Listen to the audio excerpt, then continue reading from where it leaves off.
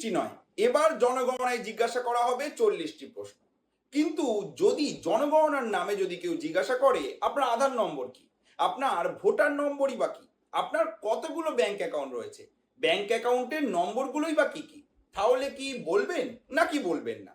কারণ আর কয়েকদিন পর থেকেই সরকারি কর্মীরা বাড়ি বাড়ি গিয়ে কিন্তু কাজ শুরু করবে জনগণনা 2027। জিজ্ঞাসা করবে এমনই বেশ কিছু প্রশ্ন। তবে অনেকেই ভয় পাচ্ছেন যদি কোনো ইম্পোস্টার বা ঠক লোক বাড়িতে এসে ব্যক্তিগত তথ্য হাতিয়ে নেয়, সেক্ষেত্রে কি করবেন? সেই জন্যই আজকের আমাদের এই ভিডিওটি। এই ভিডিওতে আজ আমরা জানিয়ে দেব সরকারি কর্মীরা জনগণনার জন্য ঠিক কোন কোন প্রশ্ন জিজ্ঞাসা করতে পারে। এর বাইরে কোনো প্রশ্ন করলে উত্তর দেওয়ার কোনো দরকার নেই। চলুন জেনে নেওয়া যাক ঠিক কোন কোন প্রশ্ন এবারে আপনাকে করতে পারে জনগণনার জন্য।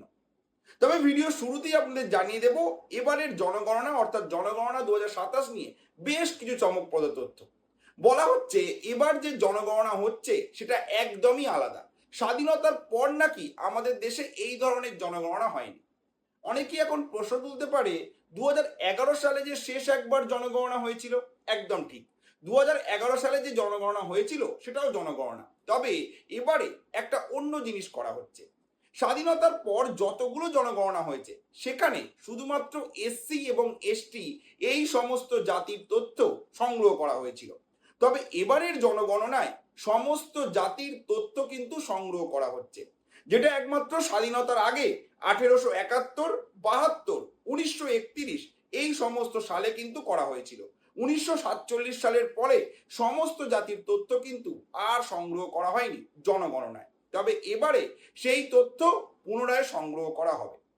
আর এবারে আরো একটা গুরুত্বপূর্ণ বিষয় হচ্ছে এবার জনগণনায় যে 40টি প্রশ্ন জিজ্ঞাসা করা হবে সেটাও কিন্তু সরকারের তরফ থেকে জারি করে দেওয়া হয়েছে। কি কি সেই প্রশ্ন এবার সেগুলোই আপনাদের জানিয়ে দেব। প্রথমেই আপনাকে জিজ্ঞাসা করা হবে আপনার নাম কি। দ্বিতীয় প্রশ্ন হবে পরিবারের প্রধানের সঙ্গে আপনার সম্পর্ক কি। তৃতীয় প্রশ্ন হবে আপনার লিঙ্গ কি। চতুর্থ প্রশ্ন হবে আপনার জন্ম তারিখ এবং বয়স। পঞ্চম প্রশ্ন হবে আপনার বৈবাহিক অবস্থা কি, আপনি কি বিয়ে করেছেন নাকি করেননি। ষষ্ঠ প্রশ্ন হবে বিয়ে হলে তখন বয়স কত ছিল। সপ্তম প্রশ্ন স্বামী অথবা স্ত্রীর নাম কি। অষ্টম প্রশ্ন আপনার জাতীয়তা কি। নবম প্রশ্ন আপনার ধর্ম কি। আর দশম প্রশ্ন আপনার জাতীয়তা কি, এসসি এসটি নাকি অন্য কিছু। 10 নম্বর এই প্রশ্নটা এতদিন কিন্তু জিজ্ঞাসা করা হতো না, শুধুমাত্র জিজ্ঞাসা করা হতো আপনি কি এসসি নাকি এসটি। তবে এবারে আপনার জাতীয়তার কিন্তু তথ্য দিতে হবে সেন্সাস 2027। এবার জানাবো 11 নম্বর প্রশ্ন। 11 নম্বর প্রশ্নে জিজ্ঞাসা করা হবে আপনার বাবার বিভিন্ন ধরনের তথ্য। 12 নম্বর প্রশ্নে জিজ্ঞাসা করা হবে মায়ের বিভিন্ন ধরনের তথ্য। 13 নম্বর প্রশ্নে আপনাকে জিজ্ঞাসা করা হবে আপনার কি কোনো প্রতিবন্ধকতা রয়েছে। 14 নম্বরে জিজ্ঞাসা করা হবে আপনার মাতৃভাষা কি এবং আপনি আর কোন কোন ভাষায় কথা বলতে পারেন। 15 নম্বর প্রশ্ন হবে আপনি কি স্বাক্ষর এবং ডিজিটালভাবে স্বাক্ষর, অর্থাৎ স্বাক্ষর মানে আপনি কি পড়াশোনা জানেন কিংবা নিজের হাতে নিজের স্বাক্ষরটা করতে পারেন। আর ডিজিটাল স্বাক্ষর মানে হলো আপনি কম্পিউটার, ফোন, ল্যাপটপ এগুলো চালাতে কতটা স্বাবলম্বী, অর্থাৎ একটা সাক্ষরতা এবং দ্বিতীয় হলো ডিজিটাল সাক্ষরতা, এটা আপনাকে একসাথেই জিজ্ঞাসা করা হবে। 16 নম্বর প্রশ্ন হলো আপনি কি পড়াশোনা করেছেন। 17 নম্বর হলো আপনার সর্বোচ্চ শিক্ষাগত যোগ্যতা কি এবং কোন বিষয় অথবা কোন শাখায় আপনি পড়াশোনা করেছেন। 18 নম্বর প্রশ্ন হলো গত 1 বছরে আপনি কোনো কাজ করেছেন কি। 19 নম্বর প্রশ্ন আপনি অর্থনৈতিকভাবে কোন শ্রেণীতে বিলং করেন, অর্থাৎ অর্থনৈতিক ইনকামের দিক থেকে হতে পারে বা অর্থনৈতিক বিভিন্ন বিভাজন রয়েছে, সেই অনুযায়ী আপনি কোন শ্রেণীতে পড়েন সেটা জিজ্ঞাসা করা হবে। 20 নম্বর প্রশ্ন হবে আপনার পেশা কি। 21 নম্বর আপনার শিল্প, ব্যবসা অথবা পরিষেবার ধরন কি। 22 নম্বর প্রশ্ন হবে আপনি কোন শ্রেণীর কর্মী, অর্থাৎ আপনি কি কর্মী নাকি কর্মীর থেকে উচ্চ পদে আছেন নাকি কোনো কোম্পানির ম্যানেজার, আপনি কোন শ্রেণীতে কাজ করেন সেটা জিজ্ঞাসা করা হবে। 23 নম্বর প্রশ্ন হবে অর্থনৈতিক কোনো কাজ করেন কি, এটা হলো আপনি কোনো এনজিওর সাথে যুক্ত আছেন কি কিংবা কোনো ওয়েলফেয়ার সোসাইটি কিংবা কোনো সামাজিক কল্যাণমূলক কাজ করেন কি, সেই জন্য এই প্রশ্ন। 24 নম্বর প্রশ্ন হবে আপনি কি কাজ খুঁজছেন বা আপনি কি কাজের জন্য প্রস্তুত।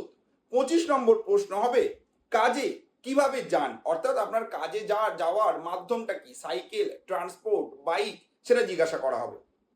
26 নম্বর হবে আপনার জন্মস্থান কোথায়। 27 নম্বর হবে আপনার আগের বাসস্থান কোথায় ছিল যদি থেকে থাকে তো। 28 নম্বর হবে যদি আপনি জায়গা পরিবর্তন করে থাকেন তাহলে কেন করলেন। 29 নম্বর প্রশ্ন হবে কতদিন হলো নতুন জায়গায় এসেছেন। 30 নম্বর প্রশ্ন স্থায়ী বসবাসের ঠিকানা দিন। 31 নম্বর প্রশ্ন, তবে এই প্রশ্নটা বলার আগে আপনাদের জানিয়ে দিই এই প্রশ্নটা শুধুমাত্র করা হবে বিবাহিত এবং বিধবা এবং ডিভোর্স মহিলাদের। 31 নম্বর প্রশ্নটা হলো বর্তমানে আপনার জীবিত বাচ্চার সংখ্যা কতগুলো।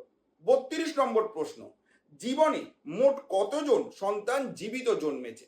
33তম প্রশ্ন হবে গত এক বছরে কতজন জীবিত সন্তান জন্মেছে। 31, 32, 33 এই তিনটে প্রশ্নই বিবাহিত, বিধবা এবং ডিভোর্স মহিলাদের জন্য।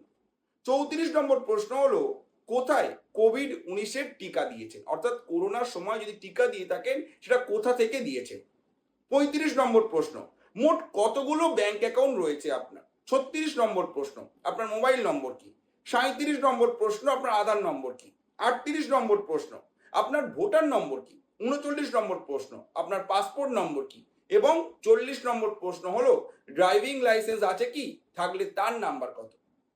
অর্থাৎ এই 40টা প্রশ্নই কিন্তু এবার জিজ্ঞাসা করা হবে সেন্সাস 2027 অর্থাৎ জনগণনা 2027-এ। অর্থাৎ এর বাইরে কোনো ওটিপি কিংবা অন্য কোনো তথ্য চাইলে কিন্তু সেটা দেওয়ার দরকার নেই। এবার আপনাদের জানিয়ে দেব এই জনগণনা কবে থেকে শুরু হচ্ছে। এই জনগণনা শুরু হচ্ছে 15ই আগস্ট থেকে আমাদের পশ্চিমবঙ্গে। তবে ভারতের অন্যান্য রাজ্যে 2027 সালেও কিন্তু জনগণনা শুরু হবে। তবে বরফপ্রবণ কিছু এলাকা যেমন লাদাখ, জম্মু কাশ্মীর, হিমাচল প্রদেশ, উত্তরাখণ্ড এই সমস্ত জায়গায় এই জনগণনার কাজ হবে 2026 সালের 1 সেপ্টেম্বর থেকে 30 সেপ্টেম্বরের মধ্যে। এছাড়াও আপনারা 1 আগস্ট থেকে 31 আগস্ট 2026-এর মধ্যে নিজেদের তথ্য নিজেরাই আপলোড করতে পারবেন অনলাইনে সেলফ এনুমিনেশন প্রক্রিয়াতে। সেখানে আপনি জনগণনার সাইটে গিয়ে নিজের তথ্য নিজেরাই দিতে পারবেন। যদি আপনারা এই বিষয়ে একটা ভিডিও চান তাহলে কমেন্টে লিখুন সেলফ এনুমারেশন, তাহলে আমরা পরের ভিডিওতে বিস্তারিতভাবে জানিয়ে দেব কিভাবে আপনি অনলাইনে নিজের তথ্য নিজে থেকেই আপডেট করতে পারবেন। সবশেষে একটা বিষয় নিয়ে জানাতে চাইবো যে কেন এই জনগণনা করা হচ্ছে, এর লাভ কি, কেনই বা সরকার এত তথ্য জানতে চাইছে। আপনাদের জানাতে চাইবো স্কুল, হাসপাতাল, রাস্তা, কোথায় বেকারত্ব বেশি, কোথায় স্কুলের অবস্থা খারাপ, কোথায় হাসপাতাল নেই, কোথায় জল আসে না, কিংবা কোথায় ট্যাপ ওয়াটার খারাপ অবস্থায় রয়েছে, কোথায় মানুষ কি অবস্থায় কিভাবে দিন কাটাচ্ছে, এই সমস্ত প্রশ্ন জানার জন্যই কিন্তু জনগণনা 2027 কিংবা জনগণনার কাজ করা হয়, যাতে সরকার বিভিন্ন এলাকার মানুষকে বিভিন্ন রকমভাবে পরিষেবা দিতে পারে। বলা ভালো কাস্টমাইজড পরিষেবা, অর্থাৎ যেখানে শুধুমাত্র রাস্তার দরকার সেখানে রাস্তা করা হলো, যেখানে দেখা গেল অনেক লোকজন স্বাস্থ্যসেবা পান না সেখানে হাসপাতাল করে দেওয়া হলো, কোথাও দেখা গেল অনেক তরুণ শিক্ষিত কিন্তু বেকার সেখানে কর্মসংস্থানের ব্যবস্থা করা হলো। এই সমস্ত কিছুর জন্যই কিন্তু এই জনগণনা করা হয়ে থাকে। অর্থাৎ এই 40টা প্রশ্ন, এর বাইরে অন্য কোনো প্রশ্ন কিন্তু সরকারি কর্মীরা আপনাদের করতে পারে না। এছাড়াও ওটিপি সংক্রান্ত কোনো যদি প্রশ্ন আপনাকে করা হয় সেটারও উত্তর দেওয়ার কোনো দরকার নেই। কেমন লাগলো আমাদের এই ভিডিও অবশ্যই জানাবেন কমেন্ট করে। আর যদি আপনারা এরকমই আরো তথ্য পেতে চান, সংবাদ পেতে চান, আপডেট পেতে চান, তাহলে কিন্তু ফলো এবং সাবস্ক্রাইব করতে হবে আমাদের এই চ্যানেলটিকে। ধন্যবাদ।